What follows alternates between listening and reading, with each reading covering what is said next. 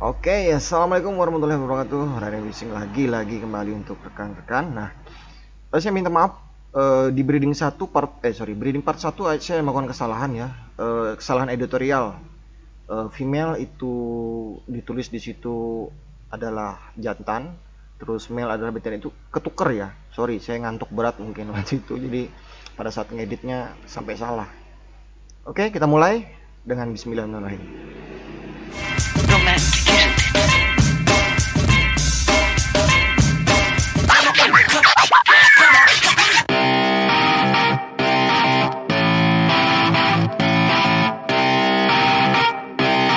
Shut up and sit down. Oke, langsung saja sexing.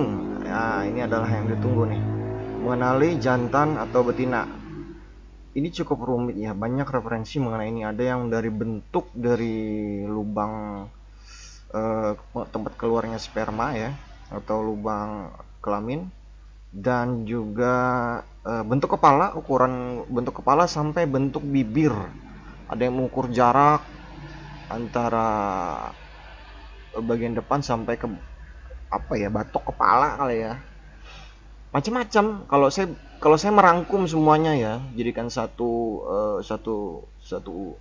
pengamatan, dan saya juga menambahkan dengan bentuk atau ukuran tubuh.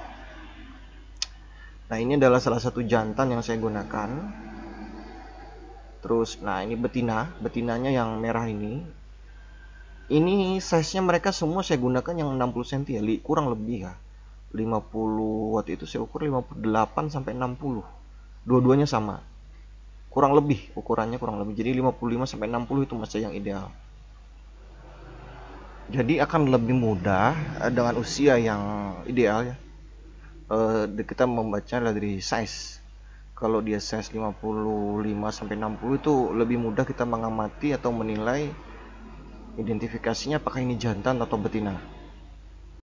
Ini adalah salah satu project saya ke depan ya. Jadi ya saya beruntung dapat babon yang short body ya. Itu kebetulan kayaknya cacat dari lahir itu. Mungkin berantem pas kecilnya kali ya. Sirip punggung sama sirip ekor sama sirip bawah nyatu. Jadi dia tidak punya ekor. Itu bekas lukanya kelihatan tuh. Mungkin dari kecil berantem sampai besar gini tuh lihat. Nah, ini babon, badannya pendek. Kita kesampingan ya, ekor nggak ada tuh, kita kesampingan kan. Badannya tetap terlihat pendek, badannya, postur badan terlihat pendek, gemuk di perut, dan itu agak lembek ya di perutnya karena itu ada sel telurnya di situ, dan ini cukup berat, bobotnya 2 kilo ya. Kita bisa membedakan itu banyak caranya. Satu, ini yang saya ambil dari internet, saya browsing, itu dari bentuk lubang kelaminnya, lubang pengeluaran spermanya ya, lubang kelamin lah ya bahasanya. Itu beda, itu ada perbedaannya di situ, cukup jelas. Terus bentuk perut kalau kita balik itu beda. Kalau yang betina itu lebih lembek dan lebih membesar ya, dengan size yang ideal. Kalau size untuk Marulioides itu kalau cuma 45 kurang. Dia akan lebih mudah dilihat, diamati, diidentifikasi itu di 55 sampai 60. Makanya saya sampelnya segitu semua. Karena itulah masa-masa gonadnya. Gonad itu adalah kelenjar reproduksi. Artinya alat reproduksi mereka sudah benar-benar matang dan siap untuk kawin. Jadi dari size itu menentukan, kita mengidentifikasi dari size, ukuran, terus bentuk perut, ukuran badannya, bentuk kelamin, bentuk kepala juga akan otomatis terlihat ya. Kalau ini pendek, terlihat pendek ya, kepalanya pendek, dan dengan lehernya tuh sama membesar gitu loh. Jadi bahasanya apa ya nyebutnya? Ya analoginya ya buncit. Nah, itu bahasanya yang paling pas. Oke. Ya, berdasarkan yang apa yang kita dapat tadi, coba kita amati dari betina dan jantan yang ada di sini ya. Inilah yang saya gunakan betina dan jantan inilah yang saya gunakan sebagai indukan di percobaan di kolam saya. Kalau kita amati dari ini, kebetulan dia mepet ya sama-sama ke kaca depan mulutnya, jadi bisa terlihat dengan jelas. Kalau kita amati itu dari sisi bagian bawah, ini saya bantu dengan garis untuk mudah melihatnya. Kita lihat dari struktur rahang pipi, terus bagian bawah, dan dilanjutkan bagian atas. Nah itu bukan terlihat berbeda ya. Kalau jantan itu dia seperti rudal, lonjong memanjang, dan yang betina itu pendek terus buncit di perut, gemuk di perutnya. Dalam percobaan ini sebelumnya sebenarnya saya menggunakan 3 sampel ikan ya, cuman kalau di video itu kebetulan yang tersisa cuman itu, jadi sebenarnya itu ada 3, 2 betina, 1 jantan. Nah betinanya itu di kanan dan di kiri posisi, artinya si jantan tuh di tengah, dia bisa milih ke kiri apa ke kanan, bebas gitu ya. Nah dari pengamatan saya yang sekitar, saya melakukan ini proses 1 bulan, enggak lebih sekitar ya 1,5 bulan sampai 2 bulan kurang lebih ya.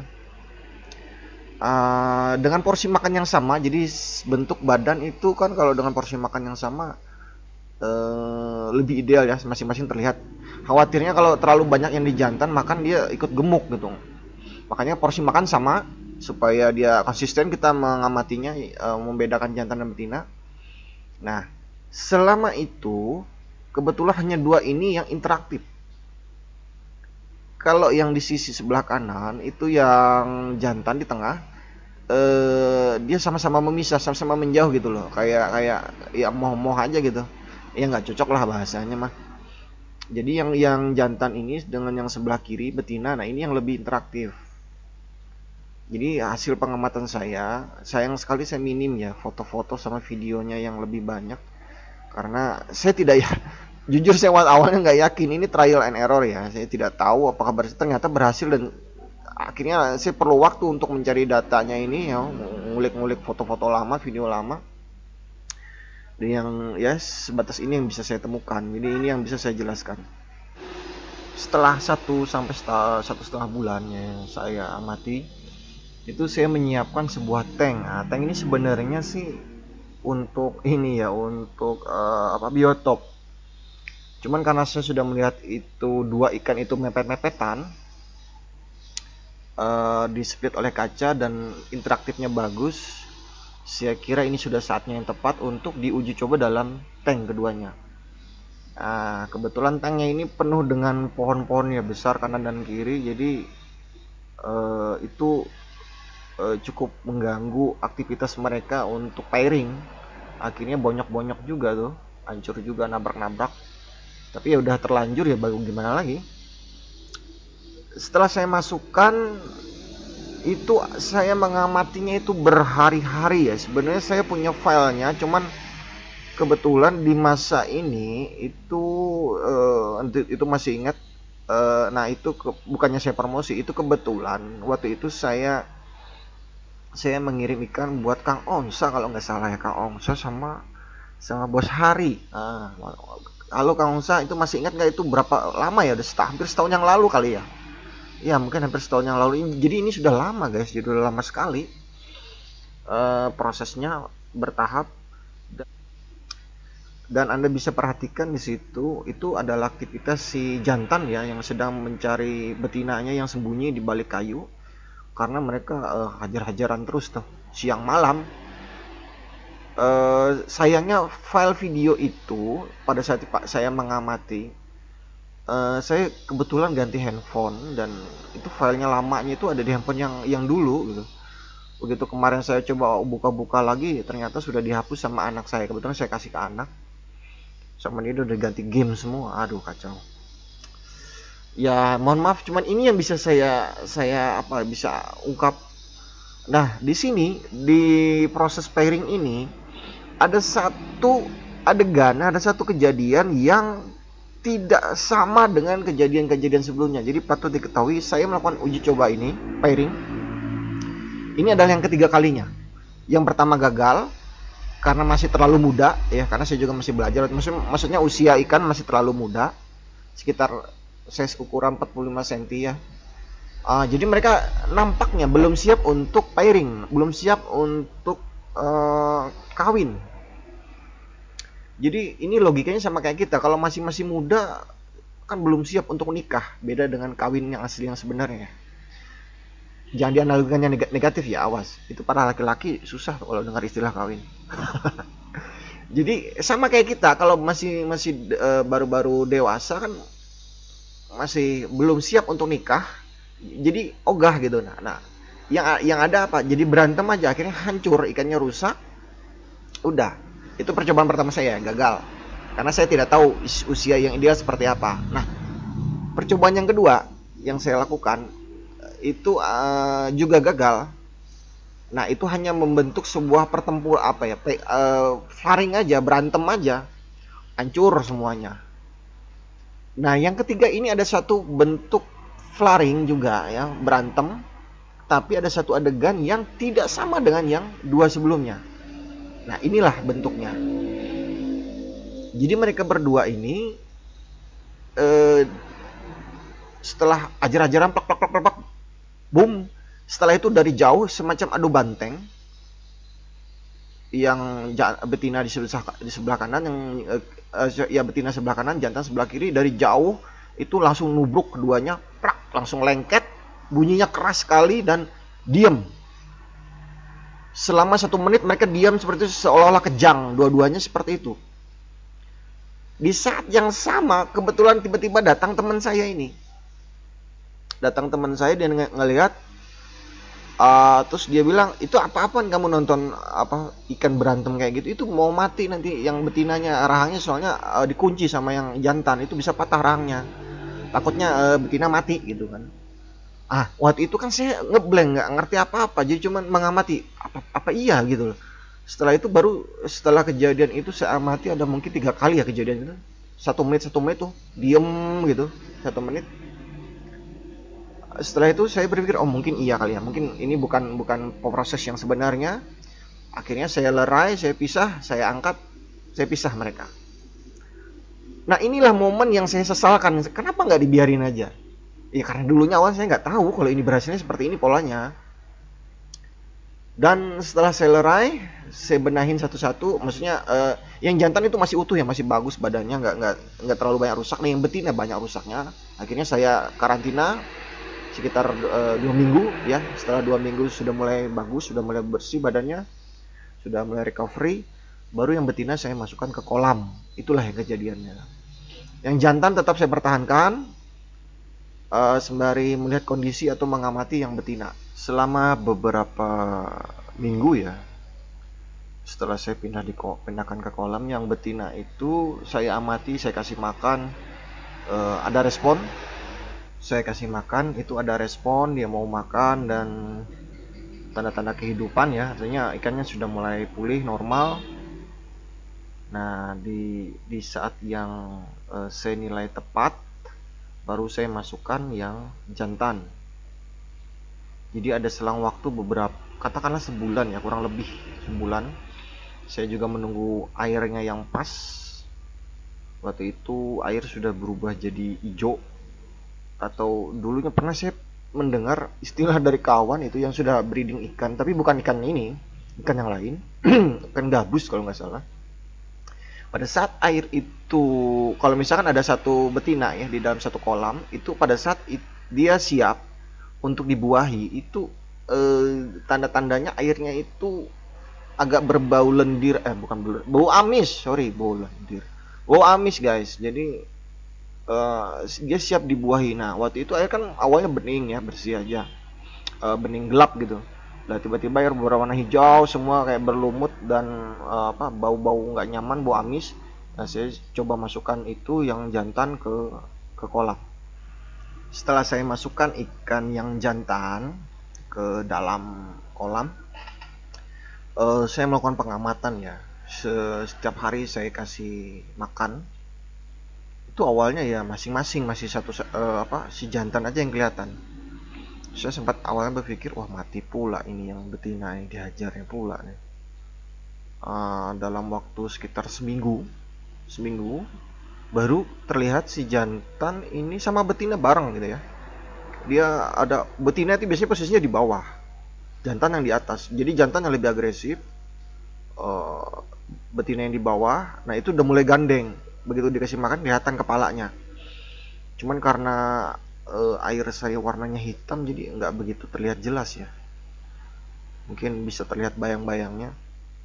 Nah di situ awalnya mulai seperti, wah saya mulai, oh ini udah mulai akur nih gitu, udah mungkin sudah melewati masa krisis berantemnya ya, karena di kolam saya tidak bisa mengamati, airnya pun gelap. Nah, cuman sampai di situ yang bisa saya amatin, dan saya biarkan beberapa bulan. Saya cuman kasih makan ikan hidup ya, ikan kaper ya, ikan kaper yang kecil-kecil tapi bukan besar. Ikan kaper itu saya kasih ke situ untuk makannya. Dan setelah sekitar 1 bulanan ya, saya ada pagi-pagi saya dikasih tahu ada surprise gitu dari yang sering bersihkan kolam di sekitar. Itu ada semacam apa istilah sini, gelembung atau berinikan banyak sekali gitu di atas permukaan. Ya bisa kita lihat itu seperti telur ya, mungkin seperti telur yang mengambang di atas permukaan air, di sela-sela rumput, nempel di akar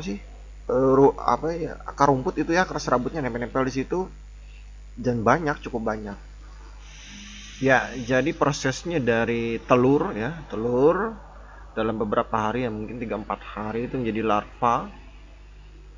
Nah, ini larva ini kecil sekali ya. Kalau umumnya apa sih? Cebong gitu ya. Cebong ya, benar. Cebong. Nah, ini dari cebong menuju anakan itu kurang lebih seminggu kali ya. Nggak terlalu tiap hari sih saya ngecek, kayaknya kurang lebih seminggu sih rasanya tuh ya, seminggu jadi anakan. Nah kecil-kecil seperti ini kamera juga harus di zoom juga sampai dalam baru bisa kelihatan, karena kebetulan juga airnya gelap ya, air punya saya ini pH-nya pH 5,5 sampai 6, tidak terlalu rendah pH-nya, soalnya ini di atas bukan di tanah, jadi ini kolam beton. Nah ini kecil sekali anakannya, masih sekitar jadi ukurannya masih kecil sekali ya, itu sekitar setengah senti kali ya, 5 mili ya. Iya, setengah senti 5 mili. 1 senti 10 mili. Ya betul. Ya sekitar 5 mili. Dan ini biasanya indukannya ganas ya, lagi agresifnya karena dia instingnya untuk defend, untuk mempertahankan diri dan melindungi anak-anaknya. Jadi saya lakukan uji coba ini, lakukan iseng aja. Nyoba itu ikan seluang diikat ke tali rapia, terus coba kita pancing, respon dari indukannya seperti apa ya seperti itulah kondisinya. Asik ya, kayak mancing, tapi itu aman, jadi tidak ada kail atau apapun, cuman tali rapia saja. Malunya Wah. Mantap. Strike. Langsung habis. Aduh, ngeyap deh. Mantap. Langsung habis deh. Oke guys, kita simpulkan apa yang terjadi ya. Pertama, setelah melihat video ini, jangan sekali-kali mencoba untuk melakukan, bahkan untuk memikirkan pun jangan ya. Kalian langsung mengalihkan pandangan kalian menuju tank kalian, berpikir untuk pairing, jangan. Kenapa? Itu ukuran masih 45, 30-45 itu masih belum ideal. Gonadnya masih belum maksimal ya. Gonad itu kelenjar reproduksi, jadi metabolismenya belum matang untuk di pairing atau kawin.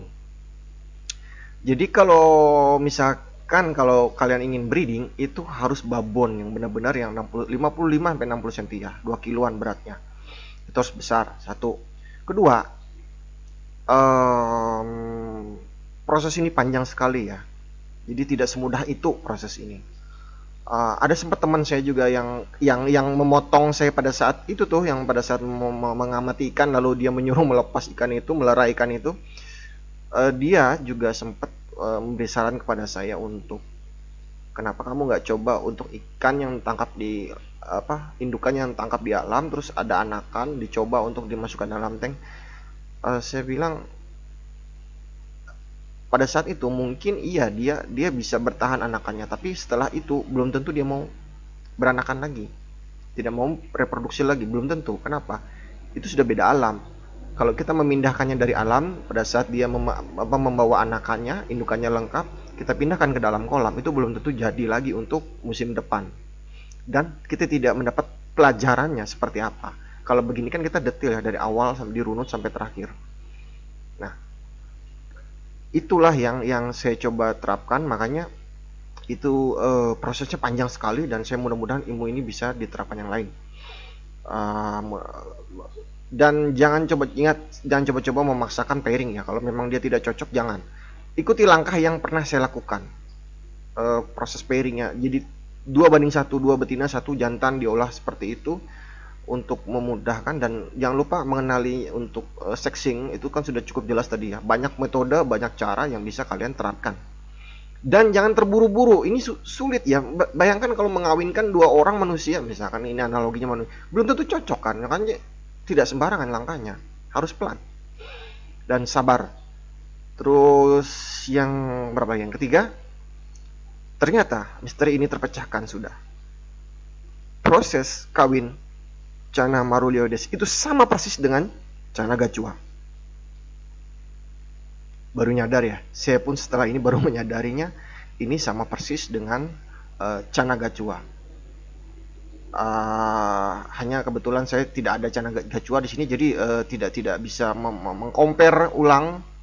Nah, untuk next project saya akan mencoba menyeting sebuah kolam yang lebih bening, yang bisa lebih diamati lagi, lebih detail lagi. Ini gelap ya, jadi saya jujur saya kurang puas lah gitu hasilnya.